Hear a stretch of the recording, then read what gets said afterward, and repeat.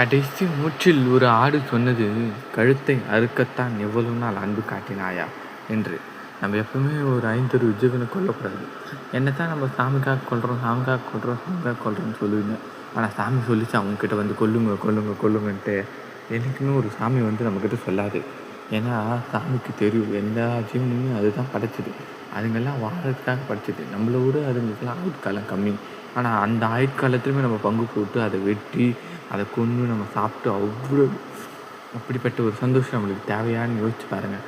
அதாவது திருவள்ளுவர் ஒன்று சொல்லியிருக்காரு, அதாவது வள்ளுவர் ஒன்று சொல்லியிருக்காரு. என்னென்னா, தன்னைத்தான் காக்கின் சினங்காக்க காவாக்கால் தன்னையே கொல்லும் சினம் என்று சொல்லிக்கிறார். அதாவது ஒருத்தருக்கு நம்ம செய்கிற தீமை தான் நம்மளுக்கும் வந்து சேரும். அதாவது நம்ம என்னத்தான் கெடுதல் செஞ்சாலும் பரலோகத்துலேயும் நரகத்துக்கும் போக வேண்டிய ஆளுங்க கட்டாயம் அங்கே தான் போயிடுவாங்க. நரகத்தில் இதேமாரி நீங்கள் 5 ஜீவனை கொன்றதுனால அதேமாரி உங்களையும் வெட்டி தான் கொல்லுவாங்க. தயவு செஞ்சு நான் இதை உங்களுக்கு வெட்டி தான் கொல்லுவாங்க அப்படின்னு சொல்கிறதுக்காக சொல்ல. என்றைக்குமே ஒரு 5 ஜீவனை கொல்லாதீங்க. எந்த ஜீவனாலும் சரி, ஆடு மாடு கோழி எதுவாக இருந்தாலும் சரி, தயவு செஞ்சு கொல்லாதீங்க. ஏன்னா அதுவும் நம்மள மாரி இந்த பூமியில் பறந்து வாழறதுக்காக வந்திருக்கிற ஒரு உயிரினம். நம்மள மாதிரி அதுக்கு பேச முடியாது, நம்மள மாரி அறிவு இல்லைன்றதுக்காக நம்ம கொல்கிறோம். தயவு செஞ்சு அதெல்லாம் தவிர்த்துருங்க. நன்றி. என்றைக்குமே கொல்லாதீங்க. கொல்லாது இருக்கிறது நல்லது. இந்த வீடியோக்கு ஒரு லைக் போடுங்க. தயவு செஞ்சு யாருமே சப்ஸ்கிரைப் பண்ண மாட்டேங்கிறீங்க.